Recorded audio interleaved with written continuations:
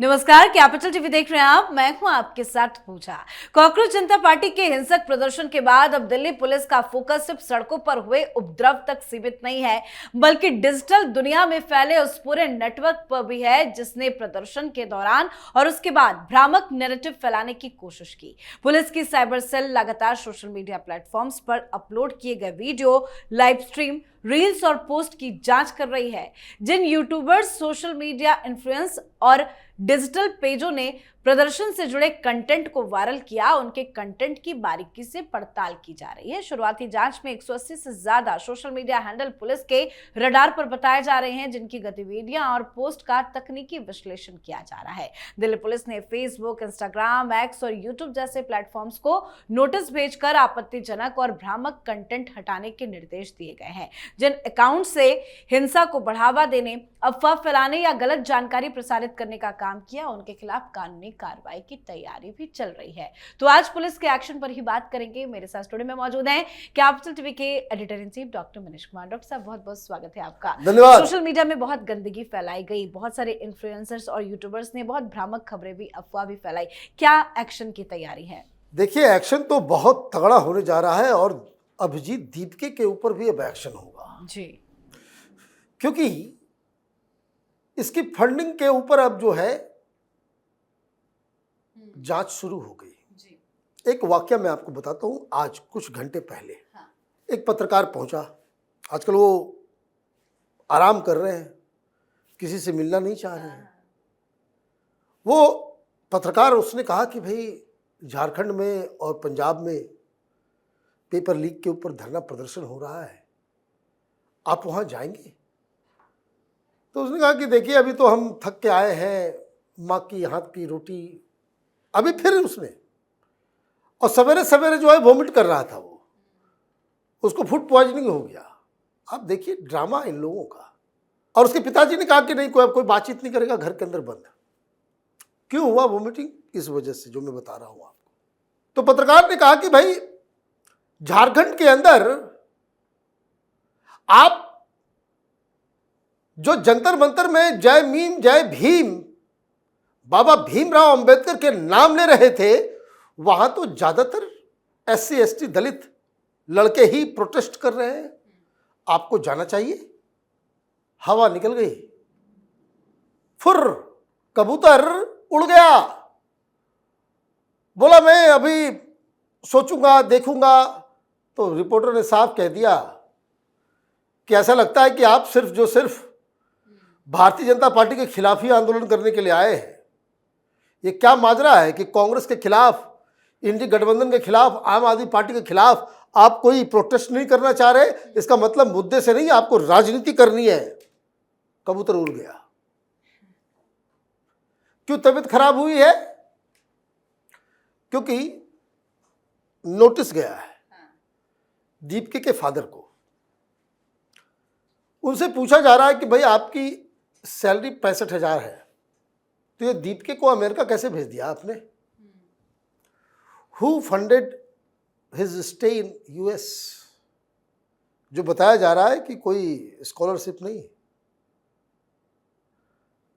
तो वो गया कैसे? गया कैसे? हम लोगों को तो बाली जाना होता है तो टिकट देख करके जो है आंसू आ जाते हैं, जा नहीं पाते हैं। यूरोप, लंदन तो छोड़ दीजिए, अमेरिका तो छोड़ ही दीजिए। क्या क्या लफड़ा है? तो तबीयत खराब हो गई अचानक। तबीयत खराब हो गई। दूसरी बड़ी खबर बता दूं। दिल्ली और मुंबई में 3 कंपनियों के ऊपर ईडी छापेमारी कर रही है। पिछले 2 दिन से खंगाल रही है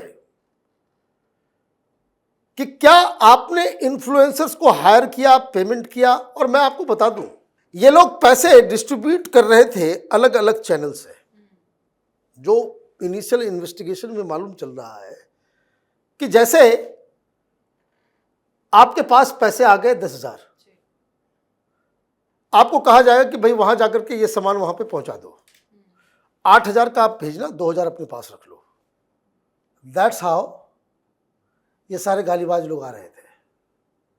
कि आपको इतने पैसे दिए जा रहे हैं, वहाँ पे जाइए, वहाँ पे ये सब सामान वहाँ पे रखवा दीजिए, वहाँ पानी ला दीजिए, वहाँ नैपकिन ला दीजिए, जो कुछ भी कहे जो आपको वो, there somebody who is managing all this things, और आपको 40,000 आपको ट्रांसफर कर दिया, आपको कह दिया गया 10,000 आप रख लो, 30,000 का ये काम कर लो।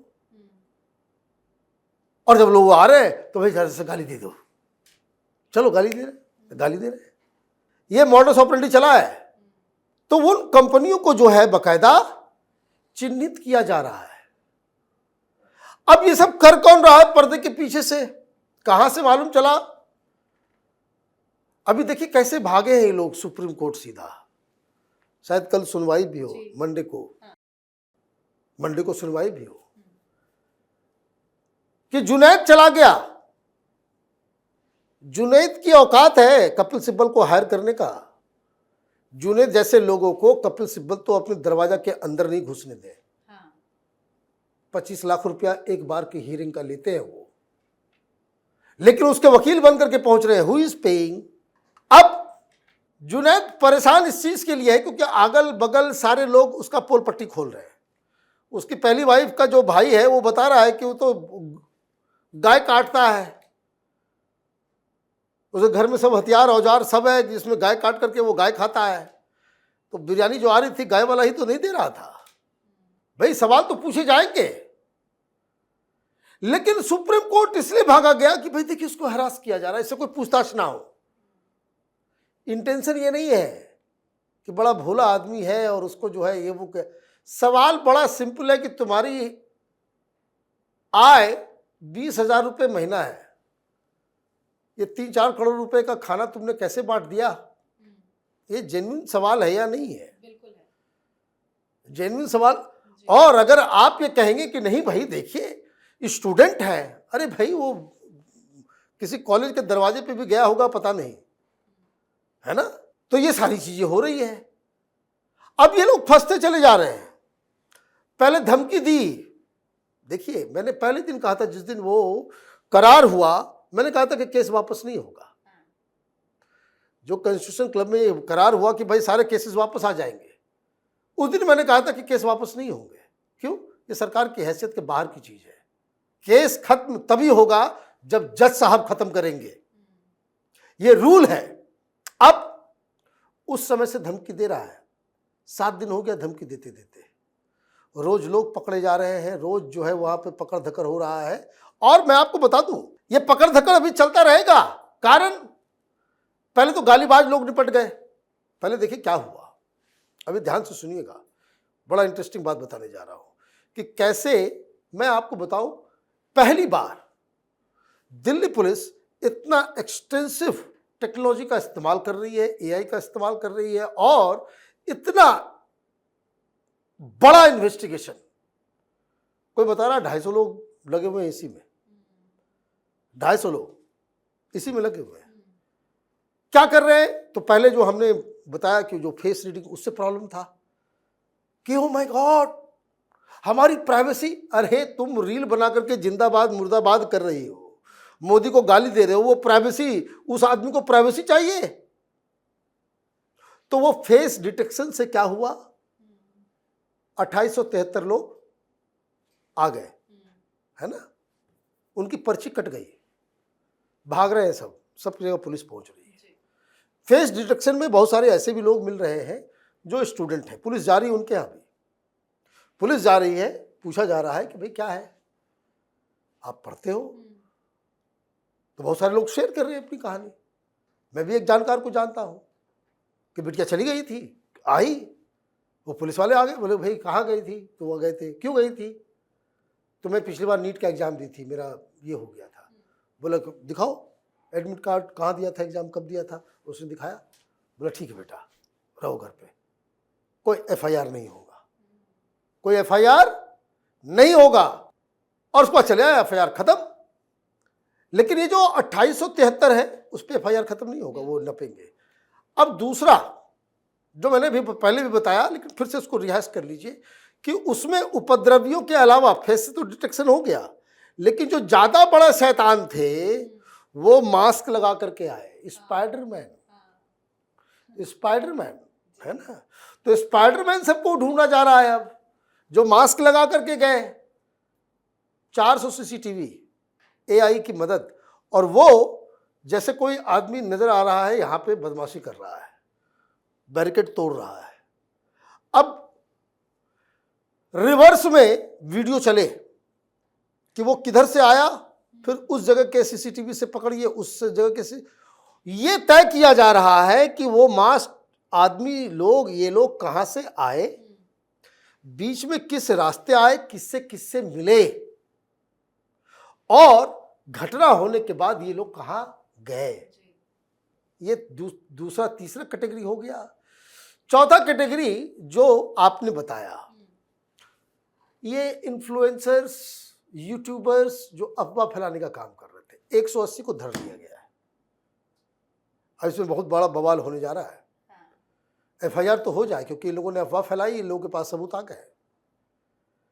लेकिन थोड़ा सा लीगल मामला इसलिए फंस रहा है कि भाई कुछ में कुछ जर्नलिस्ट भी हैं, अभी जर्नलिस्ट नहीं है, यूट्यूब पे काम कर रहे हैं, पहले जर्नलिस्ट थे। इन लोगों ने अफवाह फैलाई, झूठ फैलाया। देखिए क्या है, झूठ फैलाने पे कोई एक्शन नहीं होता। मैं बार बार इस आंदोलन से पहले जो कुछ भी होता है, मैं पुराने आंदोलन जो किसानों वाला था उसमें मैं बार बार उसका एक उदाहरण देता हूं। जब किसान आंदोलन चल रहा था, राजदीप सरदेसाई ने अफवाह उड़ाई कि एक लड़के की मौत हो गई, एक लड़के को गोली लग गई, उसका ट्रक उलट गया, वो ऑस्ट्रेलिया से आया था, वो एक्सीडेंट हुआ था, और ये कहा गया कि उसको गोली मार दी गई। ये राजदीप सरदेसाई ने किया, and he did not go to jail for this. इस देश में अब आप कोई हल्ला कर दें कि आरटीओ के पास गोली चली, 5 किसान मारे गए, कहां कहां देश में दंगा हो सकता है, इस पता है, किसी को आइडिया है? आपने उसको पनिश नहीं किया, तो अभी ये आंदोलन हुआ तो अब लोग अफवाह फैला रहे हैं कि लोगों की मौत हो गई, तो यहां ये हो गया, वहां ये हो गया। अब यही इस बार वो गलती ना हो, इसलिए लीगल ओपिनियंस लिए जा रहे हैं। लीगल ओपिनियन आते ही ये 180 इन्फ्लुएंसर्स, जिसमें बहुत सारे यूट्यूबर्स भी हैं, बड़े बड़े नाम हैं, इन सब को फिर गिरफ्तार किया जाएगा। मतलब हेलो फ्रेंड्स, माफ़ कर देते हैं, माफ़ी मिली नहीं है। बच्चियों को, गालीबाजों को माफ़ी मिल गई, उद्दंडता फैलाने वाले, हिंसा फैलाने वालों को माफ़ी प्रधानमंत्री मोदी ने नहीं दी है। बिल्कुल, बहुत बहुत धन्यवाद सर समझाने के लिए। धन्यवाद। तो दिल्ली पुलिस का संदेश साफ है, सिर्फ सड़क पर उपद्रव करने वालों पर ही नहीं बल्कि डिजिटल प्लेटफॉर्म पर झूठ, अफवाह और भ्रामक प्रचार फैलाने वालों पर भी कानून का शिकंजा कसा जाएगा। अगर जांच में किसी के खिलाफ पर्याप्त डिजिटल सबूत मिलते हैं तो संबंधित धाराओं के तहत सख्त कानूनी कार्रवाई भी की जाएगी। अब जांच का दायरा लगातार बढ़ रहा है और प्रदर्शन से जुड़े पूरे डिजिटल इकोसिस्टम की परत दर परत जांच जारी है। तो सेक्शन पर आप भी अपनी राय कमेंट करके लिखिएगा। देखते रहिए कैपिटल टीवी। नमस्कार।